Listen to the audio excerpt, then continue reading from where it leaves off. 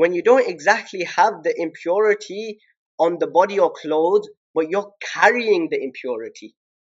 So the example of this is a person has had a nosebleed, and obviously nosebleed invalidated the wuzu. He went for wuzu, he came to read namaz, he read his namaz, but he completely forgot that during the prayer he kept the tissue that was stained with blood in his pocket. So what is the ruling there? Because there the blood is not on his body, it's not on his clothes, but he's carrying it. So the answer that in this scenario, again, because blood is from which type of impurity? Heavy or light impurity? Heavy impurity. Then what will we consider? Which size?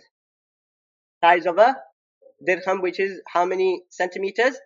3 to 5 centimeters in diameter. So if the blood on the tissue was 3 to 5 centimeters in diameter, then the namaz will be invalid. If it was less than this, it will be valid. Okay, so that is the example of carrying tissue with blood. There's a few different opinions about this, but 3 to 5 centimeters. So, like I say, in some books it's written 2.75. Some people have said 3 centimeters, and that's why I keep saying 3 to 5 without specifying. Some people have actually even gone up to 6 as well, but 3 to 5 centimeters is where we'll keep it at. But dirham, some people have said 50 pence coin as well. So another example of this would be underwear stained with impurity left in pocket.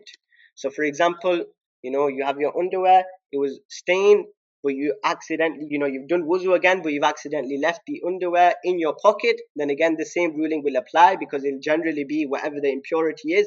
It'll either be urine or mazi, madi, wadi, etc. Whatever that's exited the body, and we've said whatever exits the body, the impurities that exit the body are from the heavy type of impurity. So again, the same rule will be applied, that if it's less or more than 3 to 5 centimeters in diameter. And some fuqaha and some scholars have given the example here of when you go for, when you're asked to give a urine sample. So they say that, look, if you have the urine bottle in your pocket, then again the same ruling will apply. Even though it's locked in a bottle, it doesn't matter. You're still carrying the impurity. Somebody has a bottle of alcohol in their pocket, Allah forbid, but the same rule would apply. Ruling of carrying tobacco on niswar. Okay, so cigarettes. Now the ruling is that cigarettes, I'm not going to mention the rule of taking cigarettes, whether that's permissible or not. I'm mentioning here about carrying cigarettes, that the cigarettes don't actually contain any impurity. Therefore, carrying them, a person who smokes, he has them in his pocket, his namaz will be valid. The same would apply for pan, and the same would apply for niswar, that they don't contain anything which is impure.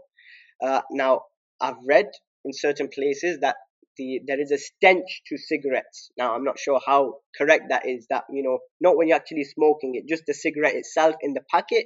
If it has a stench, some people have mentioned about niswar that it has a stench. In that case, for the reason that it has a stench, you should avoid carrying it in the pocket, because that stench will cause harm to the person next to you, and at the same time it's also going to cause harm to the malaika, to the angels. So for that reason you shouldn't keep it in your pocket. But in terms of it carrying an impurity or not, then because it doesn't contain anything impure, it will be permissible. And one more